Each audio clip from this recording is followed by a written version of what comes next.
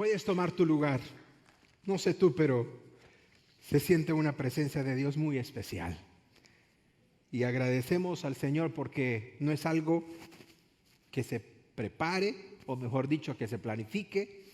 No es algo que uno disponga, sino que el Señor en su misericordia permite que podamos ser renovados a través de su Espíritu Santo. Vamos a volver el día de hoy a nuestro estudio del libro de los Hechos. Agradezco mucho al pastor Hayden que estuvo compartiendo la palabra el domingo pasado y fue de mucha bendición el mensaje y el desafío que él dio a la congregación. El día de hoy volvemos a nuestra serie de Hechos y si tú nos acompañas por primera ocasión, quiero que sepas que estamos estudiando el libro de los Hechos versículo por versículo, capítulo por capítulo, y nos ha llevado varios meses. Tal vez tú puedas decir, pastor, pero ¿no será un poco monótono o será un poco cansado estudiarlo de esa manera? Pues créeme que no. Porque realmente ha sido un estudio sistemático, ha sido un estudio hasta cierto punto exhaustivo de la palabra de Dios. Y cuánto Dios ha hablado a nuestra vida a través de este maravilloso libro, que como lo hemos dicho en varias ocasiones, es el único libro de carácter literario histórico del Nuevo Testamento. Así es que es muy importante que tú puedas conocer de lo que habla el libro de los Hechos.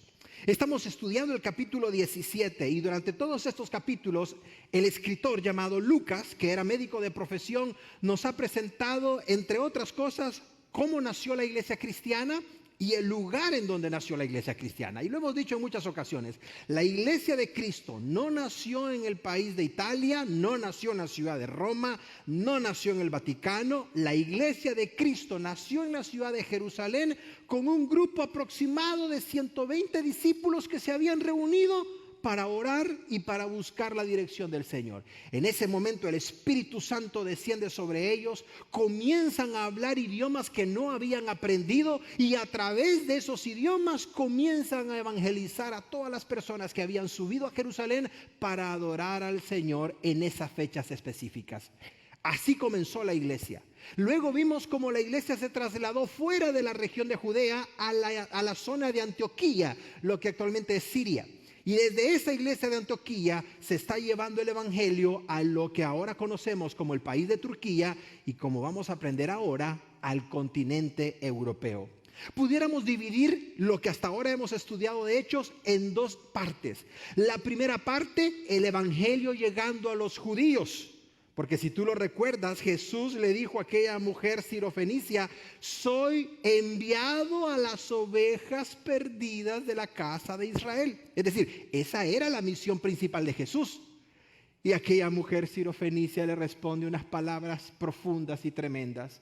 Pero aún los perros comen de las migajas que caen de la mesa de su Señor, dando a entender que aún aquellos que no eran judíos podían recibir los beneficios, los milagros y sobre todo la salvación que Jesús venía a ofrecer.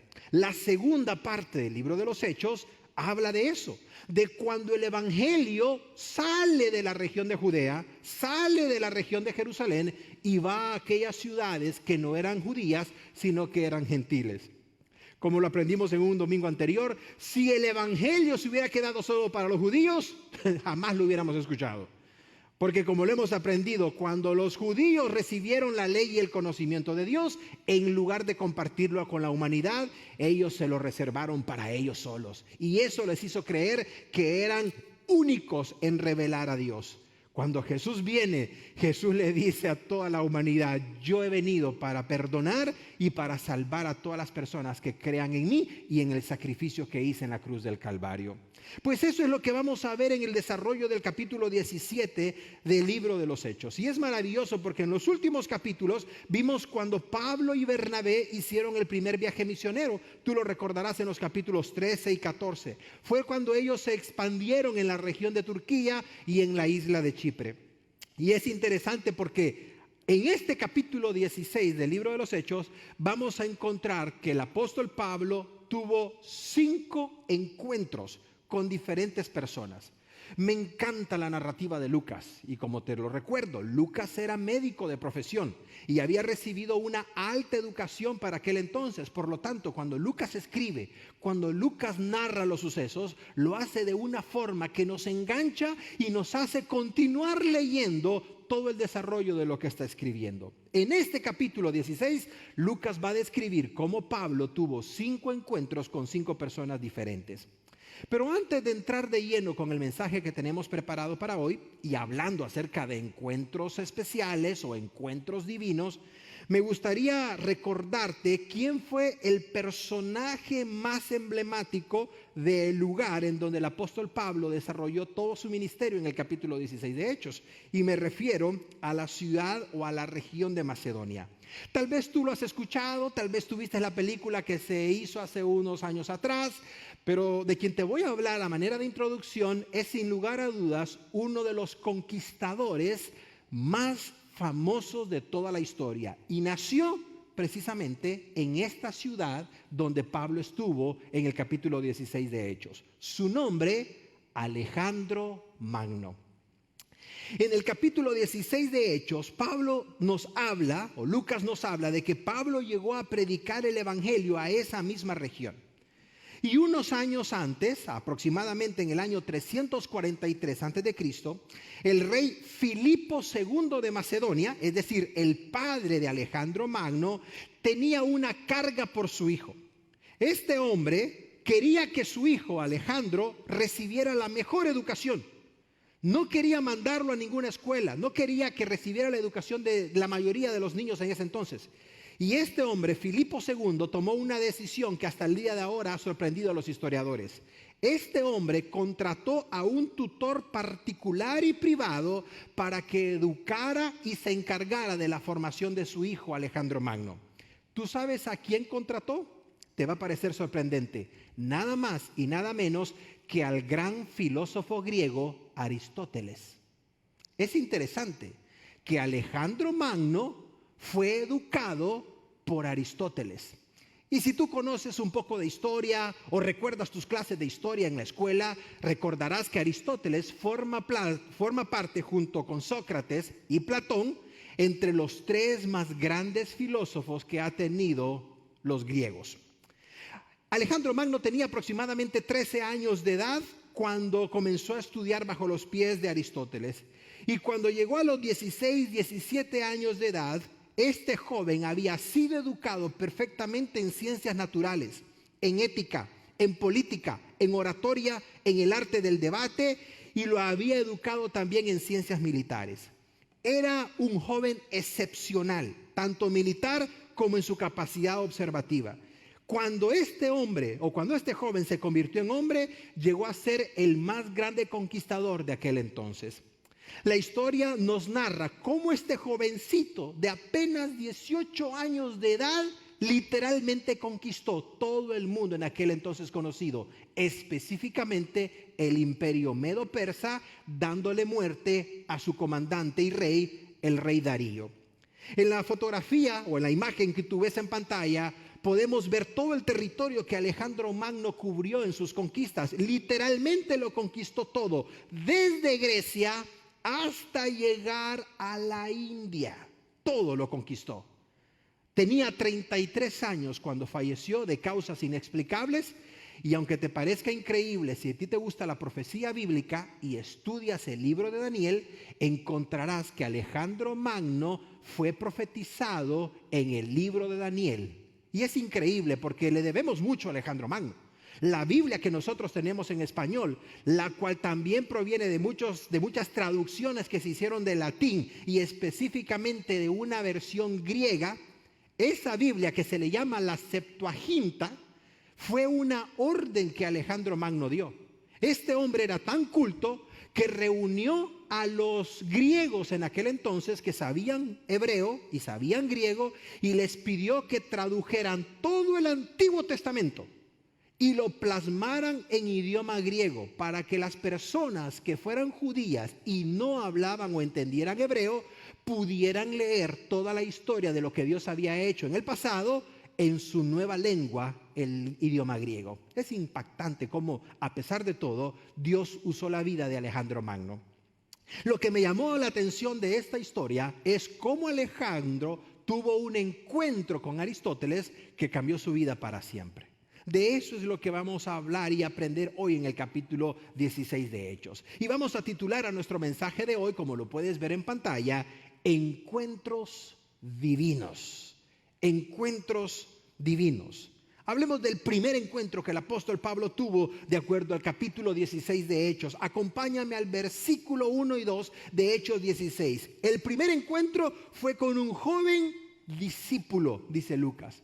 Observa el pasaje. Dice él, después del capítulo 15, al final de los versículos, cuando Pablo y Bernabé se separaron, dice Lucas que Bernabé se fue para la isla de Chipre, pero Pablo, tomando a Silas, se fue a la región del norte, como veremos en breve. Y dice el pasaje, después Pablo y Silas llegaron a la ciudad de Derbe y Listra.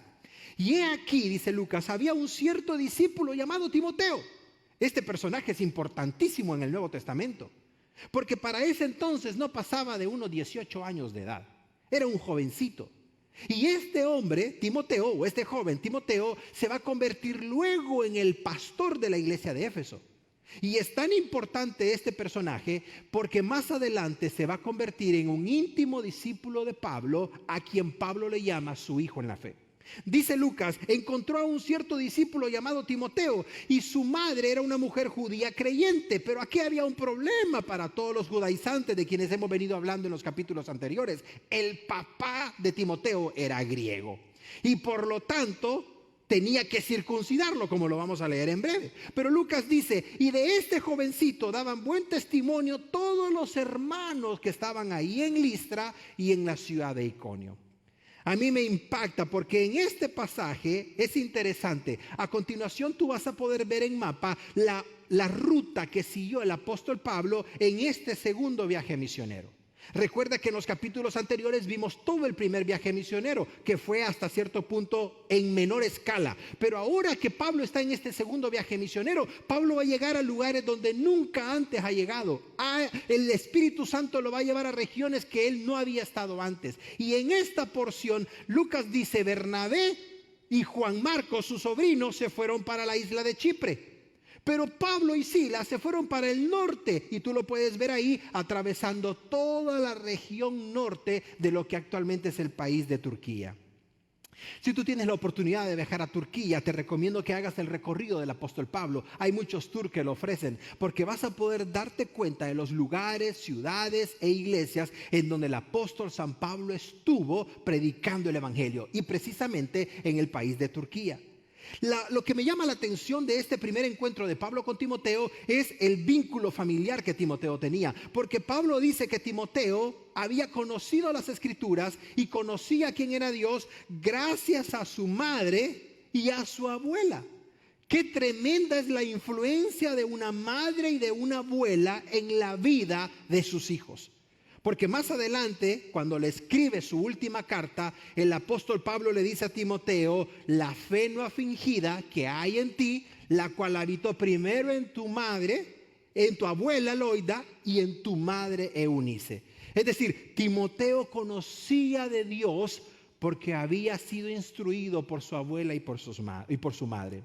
A mí me impacta este testimonio, porque eso significa que aún las abuelas que se cree que ya no tienen influencia sobre sus nietos, aquí tenemos la evidencia que una abuela piadosa y una abuela que conoce de Dios, aun inclusive que sus hijos no quieran nada con Dios, ella sí puede bendecir y ser un canal de conocimiento de Dios para sus nietos o para sus nietecitas.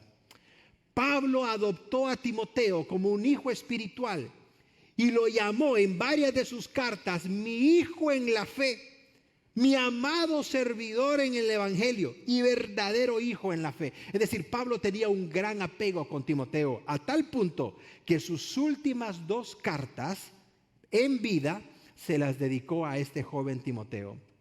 ¿Sabes lo que a mí me encanta de este primer encuentro de Pablo con Timoteo? Lo que yo rescato de este primer encuentro es lo importante que es servir a Dios desde temprana edad. Lo importante que es servir a Dios desde que tenemos juventud. Y para todos aquellos jóvenes que están escuchando o que van a escuchar, me gustaría dejarles en sus mentes y sus corazones el siguiente pasaje. Este pasaje que voy a compartir contigo a continuación lo tienes que recordar en todas las etapas de tu vida, porque es un recordatorio de parte de Salomón para los jóvenes acerca de su Creador.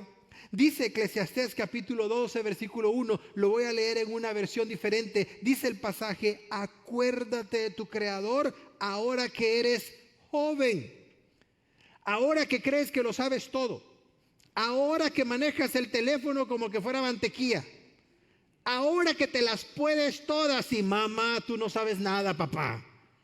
Ahora que eres súper mega archi inteligente y que manejas las redes sociales. Algunos nos quedamos en Facebook y para ti Facebook es eso ya pasó de moda. Para ti que ya todo lo sabes. Dice este pasaje: acuérdate de tu Creador ahora que eres joven. Y luego vuelve a repetir: acuérdate de tu Creador antes que vengan los días malos. ¿Tú crees que no van a venir días malos? Claro que sí. Cuando llegas a los ENTA, te truena todo. Literalmente. A mí me han contado, pues yo no sé, a mí he oído por ahí conversaciones de Charlie, Pastor Hayden, pero pues la verdad, si quieres preguntarles a ellos, les preguntas después. Pero es cierto, cuando llegas a cierta edad todo te duele. Ya no te levantas de la cama con la misma rapidez. Y si lo haces, hoy te mareas. Ya no es lo mismo. Ya no puedes comer tacos después de las 7 porque estás de madrugada que no puedes dormir. Hay tantas cosas que suceden con los cambios genéticos del ser humano. Y es por eso que la palabra de Dios dice: ahora que eres joven, ahora que puedes comer de todo y duermes como piedra, ahora que no pides problema de ningún tipo, que tu capacidad mental, que tu capacidad física, que tu capacidad de que todo está bien, acuérdate de tu Creador. Y observa lo que dice a continuación: porque va a llegar un día en el cual tú vas a decir: no da gusto vivir tantos años más.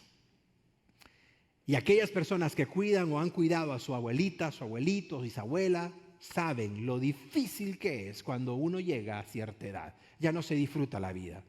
No puedes caminar, no puedes ir al baño, no puedes asearte, etcétera, etcétera. Dice la palabra de Dios: en tus años de juventud, entrégaselos a Dios, acuérdate de Él. Y te puedo decir que no hay nada mejor, queridos jóvenes, que darle a Dios los años de tu juventud. Dáselos. Dile al Señor: Señor, yo voy a darte lo mejor de mi vida, los 20, los 30, te los voy a dar. Y Dios se va a encargar de abrirte puertas. Dios se va a encargar de ubicarte en el trabajo correcto, escoger la carrera correcta, traer a tu vida a la persona, al hombre o a la mujer correcto. Dios se va a encargar de todo. El día de ayer bautizamos a un joven que es una bendición para nuestra iglesia, porque este joven lo atendimos acá con su familia cuando se le cerraron las puertas y él quería seguir superándose y estudiando, pero no habían posibilidades de una beca. Y Dios se manifestó de una forma gloriosa. La próxima vez que los atendimos aquí al final del servicio me dice: pastor, me aceptaron en la Universidad de Cal Poly, voy a estudiar ingeniería y me dieron la beca para estudiar. Y ayer se bautizó. Dale un fuerte aplauso al Señor. Ayer se bautizó. Y cuando lo estábamos bautizando se lo volvimos a recordar: sirve a Dios, no te apartes de Él. Y el Señor te va a abrir puertas de bendición, porque es lo que Dios hace, es lo que el Señor os hace. Y lo hemos visto con tantos jóvenes de acá de tu iglesia, que han salido, que han estudiado, que han tenido buenos empleos, que los conocimos cuando vinieron en secundaria y ahora ya son profesionales, profesionistas, ingenieros con un buen trabajo, estables, y siguen sirviendo y siguen asistiendo en la iglesia. Eso es lo que dice el pasaje. Y cuando vi a Timoteo me acordé de eso, de lo importante que es servir a Dios cuando somos jóvenes. Observa el resumen al cual Lucas llega en los versículos 4 y 5. Cuando pasaron por las ciudades, después de haber conocido a Timoteo y haberlo incluido en el equipo, Lucas dice: les entregaban las ordenanzas que habían ordenado los apóstoles y los ancianos. ¿Cuáles ordenanzas? Las estudiamos en el capítulo 15. Cuando los ancianos le dijeron a Pedro y a Pablo y a todos los demás: solo les pedimos, número 1, que se aparten de la fornicación. Número 2, que no coman ahogado. Número 3, que no cometan homicidio. Y número 4, que honren a Dios en todo y que la paz del Señor esté con ustedes. Esas son las ordenanzas que menciona el versículo 4 y 5. Entonces, Lucas dice, les entregaban esas ordenanzas a todos los demás a los que se les estaba enseñando el evangelio. Y me llama la atención el cierre que Lucas hace. Y los creyentes, las iglesias eran confirmadas en la fe. Primer aspecto. Y número 2, aumentaban en número. Ahí encuentras la clave del sano crecimiento de una iglesia. ¿Cómo debe de crecer una iglesia? No debe de crecer a través de los eventos. No debe de tener un crecimiento como que fuera espumarajo. No debe tener un crecimiento porque es la iglesia de moda o es porque la iglesia en donde se salta o cosas por el estilo. Lucas dice, el crecimiento sano de una iglesia es porque las personas son confirmadas en el evangelio. Porque se les enseña el evangelio, que es el sinónimo de la palabra fe que utiliza Lucas. Y lo segundo, cuando aumentan en número. Y aquí a mí me enseña acerca del evangelismo. Y yo agradezco a Dios porque el corazón de tu iglesia es el evangelismo. Tenemos ministerios de evangelismo en todos los campus. En los eventos y las actividades siempre está el evangelismo. Así es que aquí tú puedes ver el crecimiento vertical que es con Dios, pero también el crecimiento horizontal con las demás personas que necesitan conocer al Señor. El segundo encuentro que Pablo tuvo no solamente fue con Timoteo, un joven discípulo, sino que también fue con un macedonio, con una persona de Macedonia. Y aquí vamos a entrar en algo interesante que yo sé que vas a aprender mucho. Versículo 6, dice Lucas, y atravesando la ciudad de Frigia y la provincia de Galacia, que por cierto es la misma iglesia de Gálatas que vamos a encontrar más de adelante, dice Lucas, les fue, esa palabra tienes que subrayarla en tu Biblia y memorizarla. Esa palabra la tienes que recordar hoy. Si algo tú te vas a llevar a casa hoy, es que el Espíritu Santo puede prohibir algo a sus hijos cuando no lo deben de hacer. Dice el pasaje, y les fue prohibido por el Espíritu Santo hablar la palabra ahí en Asia. Y lo impactante, observa, no solamente les prohibió una vez, sino que en el versículo 7 les vuelve a prohibir algo. Obsérvalo en pantalla. Dice Lucas, y cuando llegaron a otra ciudad llamada Misia, intentaron ir a Bitinia, a la parte norte donde está Estambul. Intentaron ir a Bitinia, pero observa lo que sucedió, dice Lucas. El Espíritu Santo tampoco les permitió ir a Bitinia. Hagamos una pausa en este momento porque esto es trascendental. Pastor Eric, a mí me enseñaron que si yo declaro algo, Dios lo va a hacer. Falso. Escucha, iglesia de Cristo.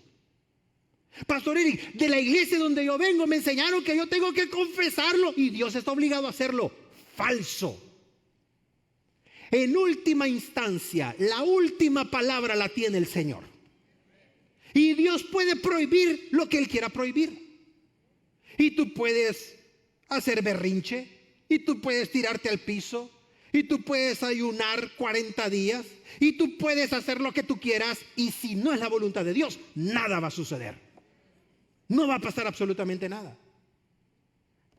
Lucas dice, y observa por favor, quiero que vayas acompañándome en esto, porque esto es importante. Cualquier persona pudiera decir, pero ¿cómo es posible que el Espíritu Santo les prohibiera ir a evangelizar si es lo que andaban haciendo? Lucas dice que estaban evangelizando. ¿Y cómo es posible que si el Señor dijo ir y predicar mi evangelio por todas partes, cómo es posible que aquí el Espíritu Santo se los esté prohibiendo entonces? Y hay un error, ya ve, la Biblia tiene errores.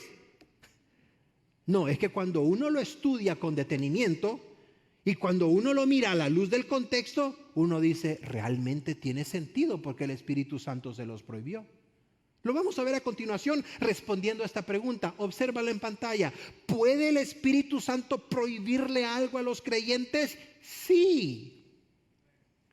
Y si tú eres honesto y sincero, tú vas a saber que en muchas cosas en las que tú te comprometiste y no debiste, fue porque el Espíritu Santo te dijo que no lo hicieras y lo terminaste haciendo. Si tú eres honesto, tú lo sabes.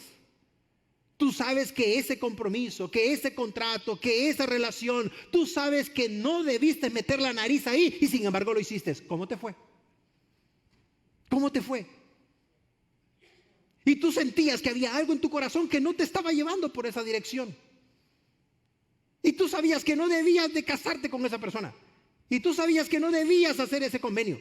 Y no debías de hacer esa asociación legal, laboral, empresarial con esa persona. Pero terminaste haciéndolo. ¿Cómo te fue?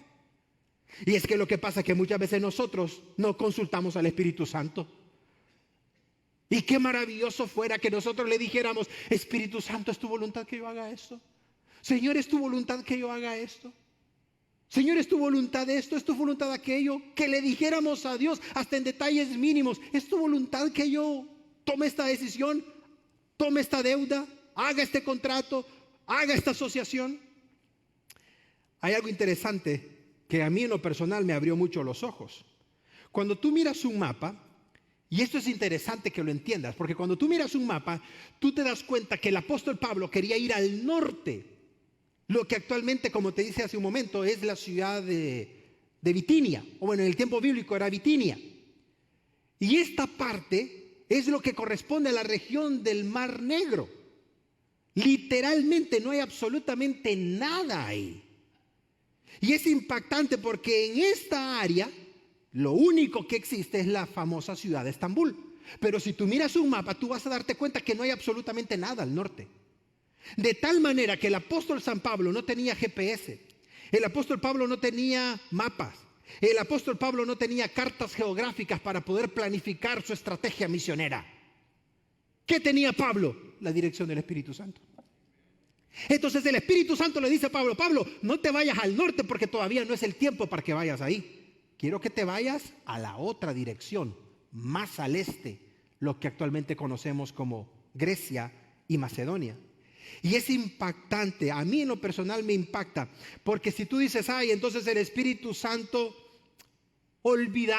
se olvidó de esta región. No, observa lo que sucedió en los versículos 8 y 9 de este mismo relato. Lucas dice que dormido tuvo una visión de noche. Me impacta eso.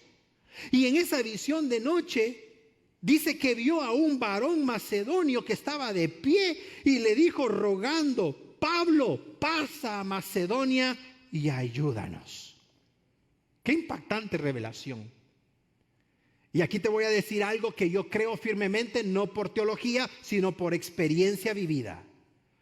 ¿Puede Dios mostrarte cuál es su voluntad en aquellas decisiones personales de tu vida a través de un sueño? Sí lo puede hacer. Él es Dios. O sea, no me digas que Dios te reveló cuándo va a ser el fin a través de un sueño. Eso no te lo creo. Pero si me dices que el Señor te mostró que no debías de hacer eso, o que no debías de tomar esa decisión, o que debías de esperar a través de un sueño, eso sí es muy probable. Te cuento una experiencia real y no cuento chino. Hay una persona a la cual tu servidor y mi familia conoce muy bien. Ella es licenciada en laboratorio clínico. En uno de sus embarazos estaba a punto de morir. Había perdido demasiada sangre. Tenían que ponerle más sangre, medicamentos, y había una condición física que no hacía que las venas toleraran la sangre. Ponían las venas, metían agujas y se le salía por las venas. Ya las venas estaban dañadísimas. Ella, siendo licenciada en laboratorio clínico, postrada, preocupada, creyente, hija del Señor, llegan las otras enfermeras, doctoras, diciendo: licenciada, ya no hayamos qué hacer, ya no hayamos dónde meterle la aguja porque no encontramos vena, no encontramos nada. Así termina la historia, y esa noche ella recuerda que le dice: Señor, por favor, muéstrame qué debo de hacer. Acababa de dar a luz, estaba muy enferma, no había nadie más o nada más que hacer excepto el Señor. Esa noche ella recuerda que llegó una persona en sueño y le tomó el brazo en el sueño y le dijo: mete la aguja por aquí, en el sueño. Y ella se quedó sorprendida, y en ese momento pasó el sueño. A la mañana se despertó y era el otro intento para tratar de hallarle una vena para que sobreviviera. Ella se acordó del sueño y le dijo a la enfermera: meta la vena por aquí. Y la enfermera le responde y le dice: pero licenciada, usted sabe que ahí no hay vena. Y le dijo ella: meta la vena por ahí, por favor, métala. Pero licenciada, la voy a lastimar y ya está toda moreteada. Meta la inyección, meta el catéter por ahí. Ok, licenciada, si usted me lo pide, lo voy a hacer. Y cuando la enfermera inserta el catéter, ¡pum!, salió el chispazo de sangre. Se quedó sorprendida. Y la enferma llorando, porque no había ninguna explicación científica ni médica para que ahí hubiera una vena, excepto lo que acababa de haber soñado la noche anterior. ¿Dios puede hacer esos detalles? Claro que Dios lo puede hacer. Dale un fuerte aplauso a Él. Esto es para ti, Señor. Y de verdad, pastor, realmente te cuento algo. Cuando nosotros no habíamos todavía tomado la decisión de venir a San Diego, yo tenía mucho temor. Yo tenía temor de venir. No sabía a lo que íbamos a venir. No lo sabía. Y Dios sabía que yo tenía temor de tomar el compromiso de pastorear una iglesia o de iniciarla para ese entonces. Una noche me acosté con esa carga. Una de nuestras hijas estaba recién nacida. Y mi esposa, como buena madre, me dijo: usted va a dormir en el piso, yo voy a dormir acá con las niñas. Y yo, como buen esposo, ya sabes, ¿no? Pero mi esposa estaba dormidita con las nenas, yo les había cedido el espacio por obvias razones y yo estaba en el piso, dormido. Y tú sabes algo, 2 pastores a los que yo respeto mucho, uno de ellos ya está con el Señor. Recuerdo que yo entré a un lugar y ellos estaban sentados platicando. Y recuerdo que uno de estos pastores me vio y me dijo: Pastor Eric. Y me llamó pastor y me sorprendió en el sueño. Jaló una silla y me sentó en la mesa. Y cuando yo lo vi le dije: pastor, qué gusto saludarlo, qué alegría. Y saludé al otro pastor que estaba sentado y yo estaba emocionado de compartir la mesa con esos siervos de Dios. Y uno de ellos me dijo: dice el Señor que tienes temor en tu corazón, que tienes miedo a aceptar lo que Él quiere que hagas. Pero el Señor, en el sueño, iglesia, me dijo Él: dice el Señor que lo intentes. Solo inténtalo. Solo inténtalo. Y verás que el Señor va a estar contigo. Ese sueño. Mira, iglesia, al día siguiente yo estaba eléctrico, ya me quiero ir, yo quiero estar allá. ¿Y sabes qué fue lo chistoso? Al día siguiente me puse a hacer un plan estratégico de plantación de iglesias, que cuando vine aquí, nada puse en práctica de eso. Era como Dios diciéndome: no quiero tu plan, quiero que dependas de mí, quiero que confíes en mí. Y todo lo que yo creí que iba a ser el plan estratégico salió por otro lado. Pero a partir de ese sueño, yo recuperé y tuve una nueva perspectiva de servir a Dios. Y es por eso que cuando yo llegue ante el Señor con todos los errores y desaciertos, cuando tu servidor se pare frente a Dios, yo le voy a decir: lo intenté, Señor. Por lo menos lo intenté, Padre. Y esos son los sucesos que acompañaron a Pablo. Yo los he vivido. Y todo consta de cuánto tú te metas con Dios. Porque si tú incluyes al Señor en tus planes, si tú incluyes al Señor en la compra de esa casa, si tú incluyes al Señor en la compra de ese vehículo, si tú incluyes a Dios en esa relación de noviazgo, el Señor te va a guiar. Él te va a cerrar las puertas en las que no debas de entrar y te va a abrir los portones en los que sí debas de caminar. El Señor lo va a hacer. Dale un fuerte aplauso a Él. Gloria a ti, Señor. Pero tómalo en cuenta. Tómalo en cuenta. Pregúntale. Él te va a guiar, te lo puedo garantizar, como lo hizo con Pablo, como lo hizo con esa persona, como lo hizo con este torpe servidor. Él te va a guiar en cada decisión que debas de tomar. Me encanta porque cuando Lucas habla de visión, no aclara si fue un éxtasis como el que tuvo Pedro allá en la casa de Cornelio, sino que Lucas dice que pudo haber sido un sueño probablemente. No sabemos, no da detalle. Lo que sí sabemos que era una urgencia de ese varón macedonio diciéndole a Pablo: por favor, ven y ayúdanos. Y hay una razón por la cual el Señor le impidió a Pablo ir a Bitinia y le permitió ir a Macedonia. ¿Tú sabes por qué? Préstame mucha atención. Hasta ahorita Pablo ha ido a visitar las ciudades romanas que tienen más capacidad económica, las metrópolis. Pero había una característica que tenían las iglesias de Macedonia. ¿Y tú sabes cuáles eran? Eran pobres. Y yo veo el corazón del Padre aquí. Porque el evangelio ya llegó a los judíos. El evangelio ya llegó a los gentiles. Ahora el Padre dice, mi evangelio va a llegar a los menos favorecidos, y esos son los de Macedonia. No lo digo yo, lo dice la palabra de Dios. Observa lo que el mismo apóstol Pablo escribió años después en la segunda carta a los Corintios. Pablo dice, ahora hermanos, que se enteren de la gracia que Dios les ha dado a las iglesias de Macedonia, la misma región que estamos estudiando de Hechos 16. Y observa lo que dice Pablo: en medio de las pruebas más difíciles que han tenido, tenían una característica. Número 1, les desbordaba la alegría. Y número 2, tenían una extrema pobreza. Pero observa el término que utiliza Pablo: extrema pobreza. No eran pobres como los de San Diego, Aquí ser pobre es sinónimo de ya no puedo comprar Starbucks. Ese es el sinónimo de mucha pobreza acá. Para muchas personas, tristemente. Pablo dice, estas iglesias de Macedonia eran extremadamente pobres, pero observa lo que tenían. Su generosidad les desbordaba. Eso es lo que a mí me impacta de estas iglesias de Macedonia. Y es interesante porque cuando la iglesia de Jerusalén tuvo una gran crisis, ¿quién crees tú que fue el grupo de iglesias que más apoyó financieramente a la iglesia de Jerusalén? La iglesia de Macedonia. Y hasta el día de ahora, si tú miras la historia, la ciudad de Herzegovina, Montenegro y toda esa región, de ahí es los grupos que han emigrado a la mayor parte de Italia, a la mayor parte de Inglaterra, porque hasta el día de ahora toda la región de Macedonia es una de las regiones más pobres de toda Europa. Pero ahí llegó el evangelio.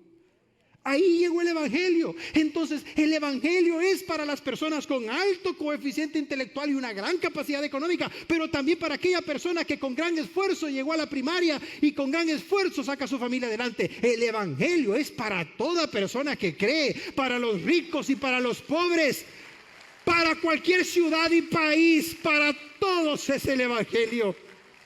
Aleluya. Como para ti que naciste en cuna dorada y tienes sangre azul, como para aquel pobre y ladrón que estaba en la cruz del Calvario con Cristo Jesús. Para todos es el evangelio. Y en el cielo nos vamos a llevar esa sorpresa maravillosa de ver a personas que no nos imaginamos. Observa lo que dice el versículo 10, esa categórica definición a la que llega Lucas. Cuando vio la visión, dice Lucas, enseguida procuramos. Observa esa palabra. Esta palabra es interesantísima y tienes que subrayarla porque es la primera vez en donde Lucas se incluye en el relato. Entonces Lucas no está hablando de procuraron, segunda persona plural, no. Lucas ahora está hablando de la primera persona plural, es decir, Lucas se incluye en la acción, lo que significa que Lucas está siendo parte del grupo ya. Entonces aquí tenemos el testimonio de una persona que no se lo contaron, lo vivió en carne propia.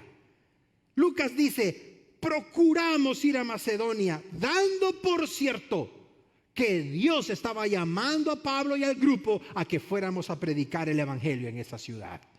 Qué glorioso cuando te dejas guiar por el Espíritu Santo. Qué glorioso cuando tú y yo dejamos que el Señor guíe nuestra vida y nuestras decisiones. Pablo tuvo un encuentro con un discípulo, tuvo un encuentro con un macedonio y número 3, tuvo un encuentro con una mujer comerciante. Y me impacta porque esta mujer nos va a enseñar mucho, su nombre es Lidia. Pablo ahora llega hasta Filipos, a la misma ciudad en donde el padre de Alejandro Magno la había fundado. Y observa lo que hizo Pablo en los versículos 13 y 14. En la ciudad de Filipos no había muchos judíos, pero los poquitos que habían, como no habían muchos, no había una sinagoga. Entonces, ¿tú sabes lo que hacían los judíos? Dice Lucas que se iban al río, que está en el pueblo, y en la oración, ahí se reunían en el río. Siempre hay un río en un pueblo, porque las ciudades van buscando la cosmopolita en torno al agua. Lucas dice, versículo 14, observa, cuando comenzaron a evangelizar a las personas que estaban en el río, hubo una mujer llamada Lidia que era vendedora de púrpura, observa los detalles que Lucas nos da, que era de la ciudad de Tiatira, que adoraba a Dios, es decir, quería tener una relación con Dios, pero no sabía cómo. Y esta mujer, dice Lucas, estaba oyendo. Y observa lo que sucedió en los versículos siguientes. Esta es la parte clave que debes de recordar. El Señor abrió el corazón de Lidia. No fueron las palabras persuasivas de Pablo. No fue el profundo y teológico mensaje basado en el Antiguo Testamento de la raíz hebrea lo que abrió el corazón de Lidia. Fue el Espíritu Santo el que abrió el corazón de esta mujer. Entonces, ya ve, pastor, son pocos los que escuchan y creen en el mensaje. No, es que para que Dios haya abierto el corazón de Lidia, primero tuvo que haber disposición en Lidia. ¿Observas la diferencia? ¿Y dónde está la disposición de Lidia cuando Lucas dice que adoraba a Dios? Entonces pudiéramos ver por el relato que Lidia estaba a tientas buscando a Dios, pero no lo había encontrado todavía, hasta que el Señor la encontró a ella. ¿Por qué vienes tú a la iglesia si todavía no eres creyente? Porque Dios te está llamando. ¿Por qué escuchas tú los mensajes los domingos por televisión? ¿Por qué escuchas los mensajes por la radio? ¿Por qué estás pendiente del mensaje por las redes? ¿Por qué tienes ese comezón en tu corazón? No es otra cosa, no es las palabras de alguien, es el Espíritu Santo que te está llamando. Es el Señor quien está acomodando todo. Pero escúchame por favor, querido amigo o amiga, Él no te va a obligar a que lo recibas, como no obligó a Lidia. Él no te va a torcer la mano para que digas sí, acepto. No, Él te va a presentar todas las opciones. Te va a dar la persona indicada, el momento adecuado, el lugar adecuado. Y al final te va a decir, decide tú si quieres comenzar una relación conmigo o quieres rechazar el mensaje que has escuchado. ¿Cómo me gustaría que tú tomaras la decisión que tomó Lidia? Porque dice la palabra de Dios que esta mujer creyó. ¿Y tú sabes qué? Toda su familia también. Y me encanta el relato de Lucas, porque Lucas dice, era una mujer de Veracruz, era jarocha. No, en serio. Dice, nos obligó a quedarnos en su casa, dice. O sea que esto no es cuestión de que las de San Diego son así, no, esto ya viene. Esta mujer era de armas tomar, o se quedan o se quedan. Y dice el relato, nos sirvió comida, los atendió y estaba gozosa con toda su familia porque habían recibido el regalo de salvación. ¿Tú sabes lo que a mí me llama la atención de esto? Por el relato que Lucas nos da, sabemos que Lidia era una mujer comerciante. Lidia vendía púrpura. ¿Y de dónde dice Lucas que era Lidia? De Tiatira. ¿Y tú sabes qué es lo que más producen en Tiatira? La púrpura. Era una de las cosas más caras en el Imperio Romano. Por lo tanto, Lidia era una mujer que tenía capacidad económica. Escúchame, querido esposo, toda esposa tiene dinero. Toda esposa. ¿Te dice que no tiene? Sigamos con el mensaje. Buscan en los colchones que hay. Ay, Señor. Versículo 15. Toda la familia fue salva. Volvamos al mensaje. Número 1. Pablo tuvo un encuentro con un joven discípulo. Número 2. Tuvo un encuentro con un macedonio. Número 3. Tuvo un encuentro con una comerciante. Número 4. Tuvo un encuentro con una divina. ¿Te das cuenta que cada vez que Dios obra en una ciudad, el enemigo está detrás? ¿Lo observas? Por favor, aplica esto a tu vida, porque cuando tú comiences a leer la Biblia de mañana, cuando tú comiences a orar constantemente, debes de saber que el enemigo te va a buscar. Por favor, escúchame. Cuando el enemigo observe que tú estás cambiando tu rutina, cuando el enemigo observe que tú has decidido venir los domingos y no faltar, cuando el enemigo observe que tú has decidido no faltar a las noches de visitación en los campus y a torre de oración y a todo lo que hacemos en altar, cuando el enemigo vea que tú no quieres faltar a las reuniones de hombres y de mujeres porque son de discipulado, ahí te va a poner un problema. En tu trabajo, en tu matrimonio, con tus hijos, con tu vecino, de alguna manera. Entonces, en lugar de que tú culpes a Dios, tú dile, ay enemigo, ya sé que eres tú. Sé que quieres desanimarme. sé que quieres dañarme, pero no lo vas a lograr. Estoy decidido y decidida a servir a Cristo. Y dile, Él te venció en la cruz del Calvario. Recuérdaselo. Versículo 16. Mientras íbamos en la ciudad de Filipos, una jovencita, una muchacha, dice Lucas, que no pasaba de los 20 años de edad por el término griego, tenía un espíritu de adivinación. Y observa, le daba ganancias a sus amos. Y me llama la atención porque cuando Lucas habla de que era una muchacha, en el original griego se refería a una, lo digo con respeto, sirvienta, una ama de casa. Entonces esta jovencita la habían traído quién sabe de qué lugar, y desde su lugar de origen ya practicaba la hechicería. Y esta jovencita, observa lo que decía: estos hombres son siervos del Dios Altísimo, quienes anuncian el camino de salvación. Pausa. Te pregunto, ¿estaba mintiendo la joven? No. Entonces, ¿qué quiere decir eso? Que hasta Satanás y los demonios pueden decir verdades a medias, pero que son mentiras completas. Aleluya, Señor. No olvides eso. Satanás y los demonios te pueden decir verdades a medias, pero son mentiras completas. Y aquí lo tenemos claramente. Dice Lucas que esta jovencita estaba poseída por un demonio. Y aquí viene una pregunta que yo quiero resolver ya que estamos en este pasaje. ¿Puede un creyente ser poseído por el espíritu maligno o por un demonio? Porque hay servicios de liberación de creyentes, Pastor Eric. No. Yo no sé qué te enseñaron, de dónde vengas, etcétera. Pero escúchame. Mi Biblia dice que cuando una persona recibe al Señor, esa persona es sellada por el Espíritu Santo. Mi Biblia dice que cuando una persona recibe al Señor de corazón, es apartada para el servicio de Dios. Y mi Biblia dice que cuando una persona recibe al Señor, aparte de ser sellada, aparte de ser apartada, es llena del Espíritu Santo de Dios. Por lo tanto, no hay lugar en su mente, en su corazón o en su ser para que la mitad sea del Espíritu Santo y la otra mitad de un demonio. No existe tal cosa. ¿Por qué lo digo categóricamente? Observa con atención. Cuando Pablo habla de un poder maligno o de un espíritu maligno, la palabra griega que utiliza es la palabra pitón. De ahí tenemos la palabra en español pitonisa.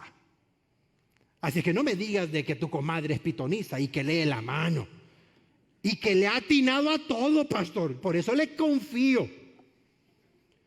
No hagas semejante cosa, porque si realmente eres hija de Dios e hijo de Dios, para ti y para mí no está permitido que ninguna persona nos lea la mano, que ninguna persona nos tire la carta, que ninguna persona nos tire los dados, que ninguna persona practique la adivinación, la lectura de algo, mucho menos la ouija o mucho menos centro de visitación espiritista.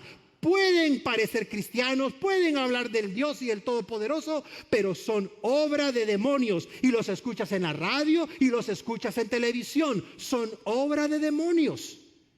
Y Dios dice, no quiero que te metas con ellos si realmente vas a ser mi hijo o mi hija.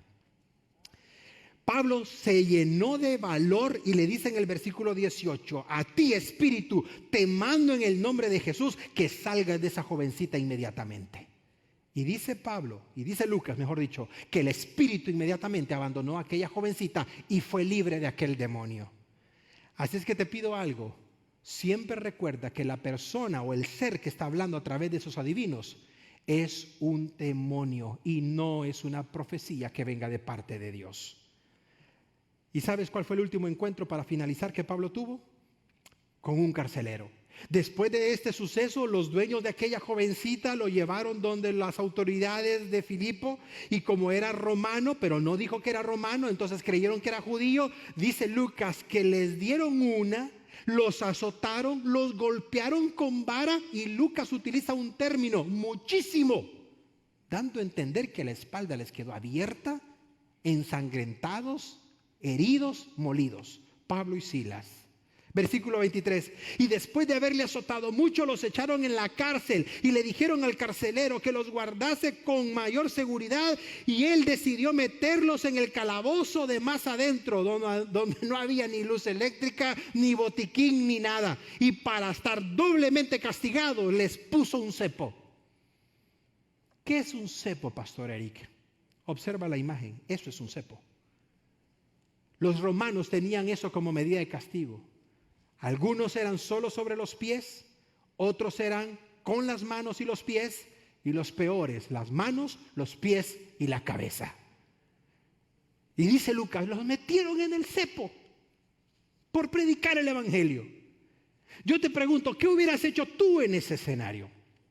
¿Qué hubiera hecho Eric Saldaña? Y para esto me llamaste, Señor. Y para esto te sirvo. Y para esto voy los domingos. Y todo lo que tú ya sabes, ¿no? Me llama mucho la atención la actitud que tomó Pablo y la actitud que tomó Silas. Porque observa lo que hicieron. En lugar de quejarse, en lugar de reclamarle a Dios, en lugar de decir que el Dios era el culpable. Versículo 25. Pero a medianoche, cuando las heridas quizás estaban supurando, cuando estaba lo doloroso de aquella situación, dice que Pablo y Silas comenzaron a orar.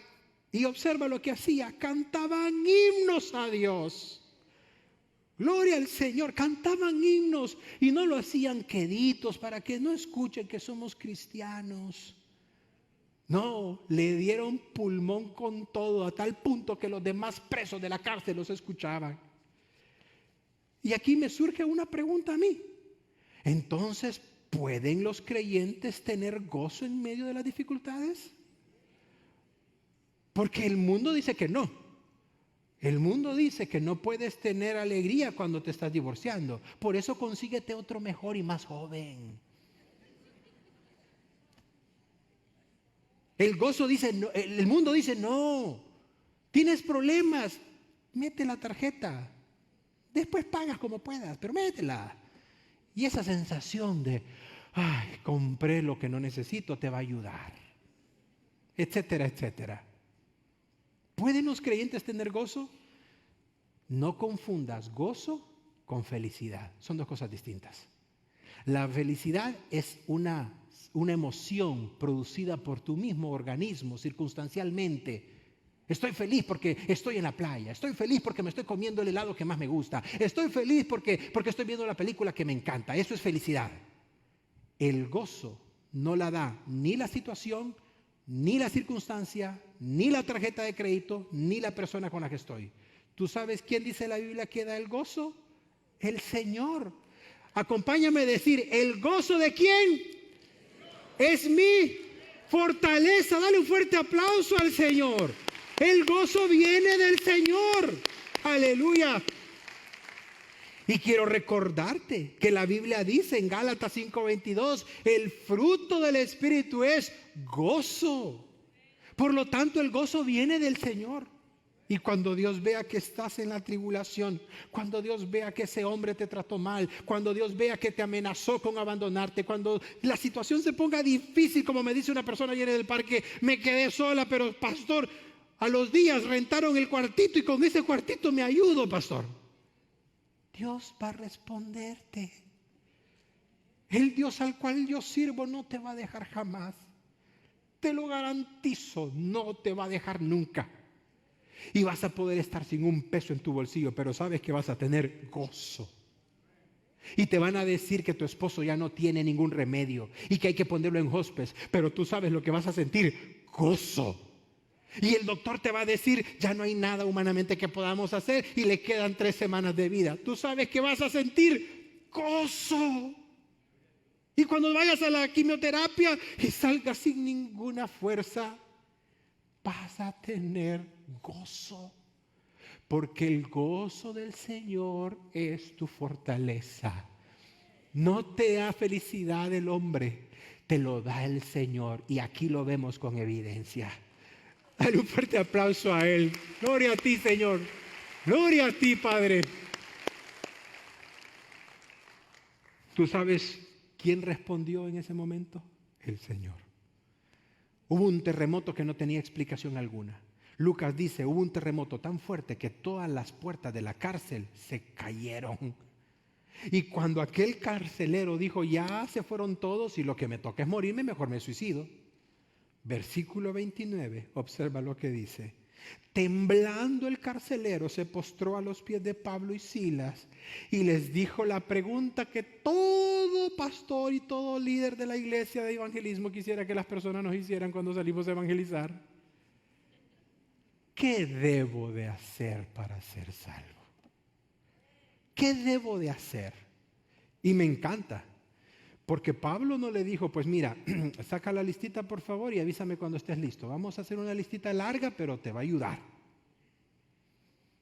Pablo no le dijo, tienes que ir a la Meca porque es parte del ritual.